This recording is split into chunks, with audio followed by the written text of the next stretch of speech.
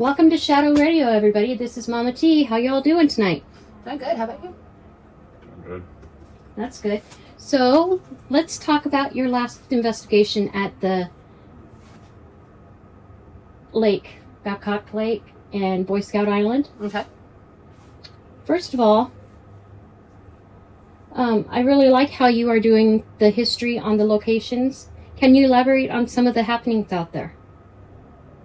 Yeah, we had some interesting activity when we were out there, and the history on the location, I don't know, some of the activities sort of seemed like it was collaborating with the history itself. Sure. When you listen to some of those EVPs we were getting, like about the drowning and about being killed and stuff like that. There was a lot of intelligence going on, Yes. which you could tell throughout both episodes. Like on one side of the lake to the other side of the lake, it didn't matter where we were getting intelligent responses.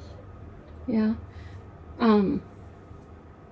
That leads me to my next thing. From both videos, there seems to be quite a bit of intelligent responses out there. Did you feel like that's how the night was going to be? Or go? I mean, not really. Every time we go to a place, we just sort of, whatever happens, we'll let it speak for itself type situation. Yeah. And once it started to, when we started to notice that the intelligence was happening, we were at a bench. Or not the bench, but like a table. Picnic table? Yeah, picnic table. We were sitting at it, and that's when we noticed, like, whoa, that's an intelligent response. It sounded like it said Columbus, and we both looked at each other. We weren't sure. And then it started saying ball, and then the ball started lighting up and stuff like that. Right. So we were like, okay, well, let's go for a walk, Went for a little bit of a walk, and I feel like that's right there is the high point of the first episode is that walker. Yeah, right. I agree with that. It felt like being watched. Yeah. And not just from side watch. It's up in the trees looking down at you watch. Yeah. And then Right. it making comment about in the trees and stuff like that. Right. Behind you. Yeah, behind you. And so, that was giving us that feeling of, well, huh. Right. That was good.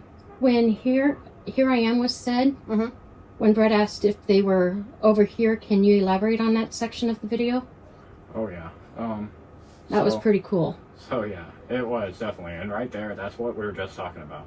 When it says in the trees or something like that. And then it gives a name when we ask a name. And we're like, what was your name? And it says, faintly, it says Bill. Yeah. And then more loudly, where we could both physically hear it at the time, it says Henry. And then shortly after that, I'm like, are you over here?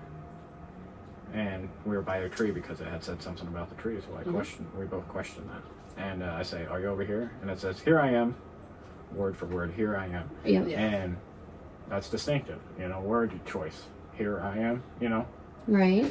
Like a kid at a candy store. Yeah, Like, and we both got so excited. Right. So, but yeah, definitely was an interesting part of the investigation. Oh, for sure. That's when we knew whatever we were communicating with was for sure intelligent. Yes. Right. So I noticed there was lots of intelligent EVPs and lots of cat ball and music box going off. It seemed very active. What are your thoughts on this? On the Boy Scout Island part, Mm-hmm. I think the Boy Scout Island, definitely interesting. Mm-hmm. It was. It was the intelligent EVPs, the music box, the cat balls, and just the feeling you have while you're in there.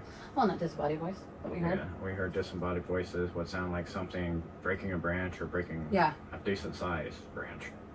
And, so we questioned whether or not there was an animal in there with us. We didn't see an animal. No. The Boy Scout Island was definitely an interesting part of that investigation. Never being able to actually truly record and capture something in that area. Right. To now we have something on the channel from that area, which we had been out there a couple different times, and the one time me, her, and Trey were out there, we heard disembodied voices, sound like children, and they were chuckling and giggling, and we were like, well, we were just in the entranceway, Right. heading back, and that's when I was all like, well, I need to make sure there ain't kids in here or young adults, Right. We checked it out, nothing. There was no one really on the lake either, and For sure. camping wise, I think there was one or two people, but they were on the other side. It was definitely Interesting. It was. I like it.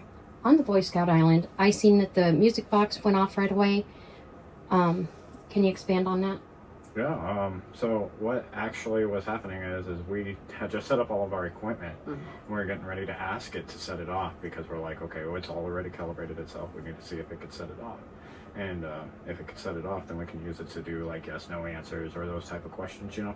And I believe within probably like 15 seconds of it being calibrated, it went off. And neither one of us were moving. The sensor was pointed more towards the tree line that's in the back of that area. And I do, you know, there's another point a little bit after that where I say, if you understand what I'm saying about this SB7, can you please set that off for us again? And like clock, Right away. you know. Yeah. So I definitely like using that music box, especially in places where it's hard to see at night, you know. Because it lets you know something's in that direction, and regardless if it's actually a spirit, you know. Mm-hmm. But yeah, that music box definitely helped out on this episode a lot. Oh yeah, for sure. On episode 2, I noticed that Amanda, you looked like you fell. Were you pushed? Did you feel like anything was behind you? And what was your guys' favorite part of the investigation? Well, in all honesty, I fell in a hole. I'm not sure if I was pushed or anything because I was walking towards the middle and the holes were left, right, you know. Mm-hmm. More on the outside? Yeah. And this one was in the middle. So, I blame Caught you me. off guard. Well, yeah. And, I mean, like, and during that first episode, though, you did feel like you were brushed up Yeah. against when we were over by the lake where it says, "Here I am." Mm-hmm. Like right after that, you'll hear Amanda talking about she felt like she was brushed up against. Yeah. And, like, kind of a push. You know, so it was pretty crazy her to have that experience and then have that experience Right. on top of it. So, Yay me. but yeah, what would you say your favorite part of the night was? Falling? Every day for you, Bev. Every day. But no. It would be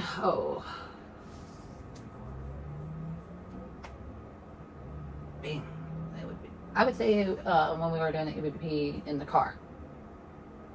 And the ghosts were talking about how they died and whatnot, and then the ghost or demon or whatever told us to kill, and I said no, and it said yeah, or Yes. something like I that. said yes. Yeah, I'm So, like, ooh. Well, I said no, and then you said, "What did it say?" And I told you, and then you Hey. said, "Oh no, no," and then it said, I was hoping it didn't "Yes." say that. But yeah, that seemed to be coming through on that episode. For sure.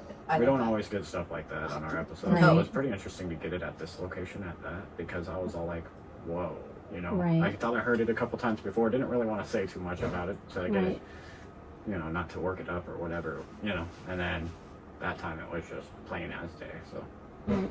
How about you, Brett? What was your favorite part of the night? but here I am. That's where the night started to become escalated a little bit with intelligent EVPs. Right. And at that point, I was all like, well, there's verification right there that there is something out here. Right. Yes. And not just that, but the comments right before that, that was verification that led up to it. And then that was for sure the hook, line, and sinker, you know. Right. And then, yeah, other than that, probably also the part where me and Amanda ask if they're behind us because we feel like we're being followed. Right. And after she had fell, and then we set the music box up at the entrance of the Boy Scout Island, and we say, okay, if you're behind us, then will you set off that device? And instantly it starts going on. Uh-huh.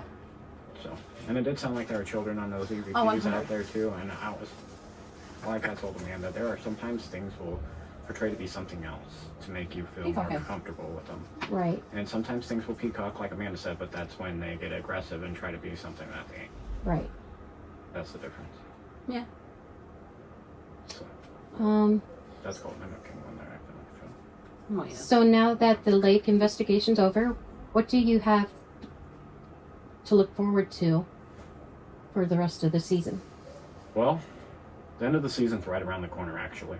As of right now, we have 2 more episodes before the end of the season, and That includes our season finale and the next episode, along with a recap after that.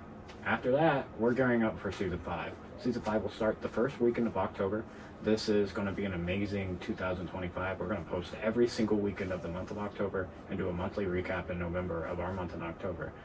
We hope you guys can all join us for this experience. So mark your calendars, hit that like, hit the subscribe if you haven't yet. We really appreciate you guys taking the time out of your day to check out this content. It means a bunch to us. And with that being said, we will see you next time on Mystical Shadows 402.